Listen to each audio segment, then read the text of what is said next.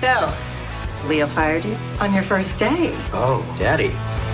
You start Monday. Oh, Screen Rant. Yes, hello. How are you guys? Oh, I look so good there. You're in my heart. Never looks better. There are some times though that like Milo and I are on screen together, and I think we look so much like siblings. Where I'm like, it's a little scary. I feel like Mama Bruiser in this image. Mama Bruiser. Mama Bruiser. I think that's a good name for your character. Now, Mama Bruiser. I've seen 5 episodes of the Rainmaker so far. I'm enjoying it. I'm enjoying it so much. I'm very intrigued to see how we're gonna, bring this case to justice. Some of you will win, some of you will lose. Were you each familiar with either the Grisham novel or the 1997 movie when the Rainmaker was first brought to you or came by your office? I think because I'm 150 years old, yes, I was familiar with the film. I remember seeing trailers on the television when it came out. Yeah. Wow. Did it come out in 97? I believe so. I was like, it's 97 or 94. But I think it was 97 because I distinctly remember seeing Matt Damon and I was like, who's this guy? And Danny DeVito. I was like, love me some Danny DeVito, I love Danny DeVito. Yeah, I think for me, I was definitely familiar with it, but I was so confused when it came across my desk because in the movie, there is no Sarah Plankmore.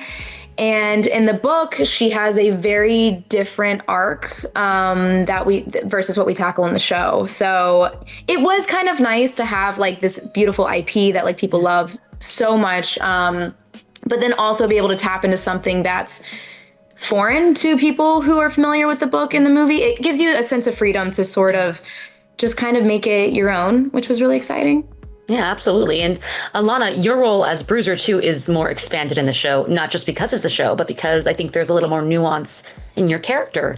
You have a really interesting line early on where you kind of defend the idea of ambulance chasers to Rudy. Can you talk about Bruiser's approach to law and what makes them work well together? Yes. So it's funny. First of all, I love that Bruiser's a woman. Let's just start there. How cool is that? And it did give me the freedom to kind of explore all these sort of different characteristics of the character that weren't in the novel and weren't in the film. So the Bruiser's approach is so interesting because this is her father's law office. I can't even call it really a firm because it's in an old like talco hut. But the way he sort of raised her is to like sign him up, settle him out, buy a new suit, and that's sort of like, that's how she's been running the show for a while. We settle. We don't really go toe to toe with any powerhouse attorney. We just settle. That's what we do. And that's how we make our money.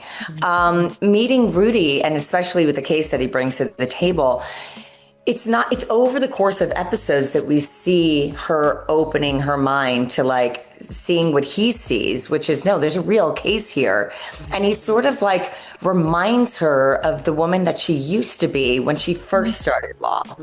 She kind of has fallen into a pattern because her father ran the show, but now that he's incarcerated for an extended period of time, she sees that Rudy is like, oh my God, I need him more than I ever imagined I did, and she believes in this kid. She really does. And she sees how smart he is and how willing he is and that we actually really have a good case here and can potentially win. So he sort of opens her mind and Dex mind, Dex Shiflett, who's played by PJ Verne, who we absolutely love. And so he shifts both of our perspective in this field. And I think he's like, he's the best addition to this little trio that we have going on there. I love that. You sound like his number one fan, which probably used to be Sarah's role. But as I'm a proud mama. As the case goes on, you two are on opposite sides. Obviously, there's like a bit of a crevice that appears in the relationship, cracks in that armor, can you talk about Sarah and Rudy's dynamic as the season progresses and how maybe their different perspectives and different backgrounds lead to more and more of a shift? Yeah, I mean, it's so interesting and we wanted Milo and I, who's fantastic in the show, by the way, too, Milo Callahan. I mean, we're so lucky to have him as our Rudy Baylor, but we had lots of conversations early on because it was so important for both of us to, we had. I feel like I've played so many characters where like you're falling in love on screen, where this was a bit different, where like we needed to show a history of all this time spent together, so that really when we do go head to head in court, you feel it, right? It's like it's there, it's present. So that was really important to us early on to like make sure our relationship was very clear from the beginning. And then, I mean, as far as I would like to even think that if Rudy never got fired and if he was still a part of Tinley Britt, like their lives would look completely different.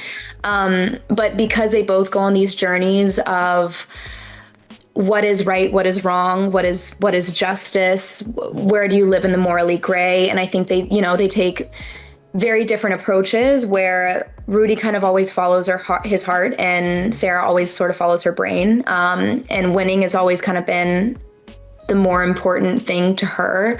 So they just kind of like lose themselves through that. But at the end of the day, I think the one thing that always ties them together is they do care for each other. They are fundamentally good people. I would like to think Sarah, even though she makes questionable choices, like at the end of the day, she does have a good heart.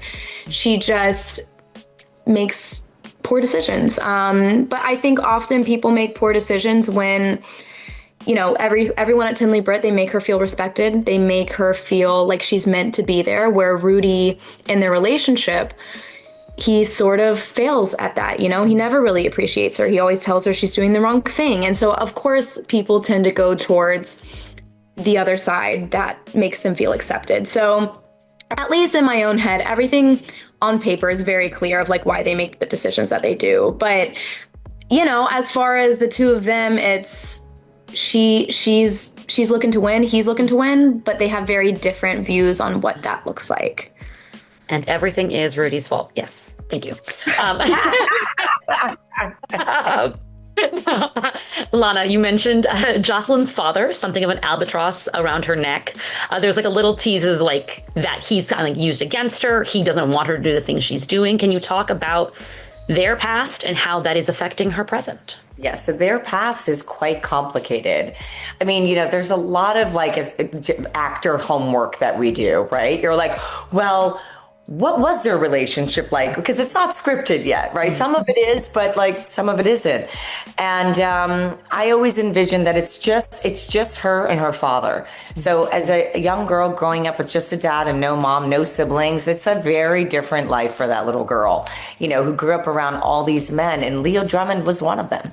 Mm-hmm. So Leo's known her whole life, so that's something that's really kind of like, so when Rudy goes like toe to toe with this guy, she's like, this is not what you think it's going to be. Like, this man's a shark, in a suit, and we got to sort of tread lightly. But the thing with her father, I think, as she starts to see that he's sort of still in bed with Leo on some level, that infuriates her, because she really is like, for the first time, she's like, we have a case here. We can actually win.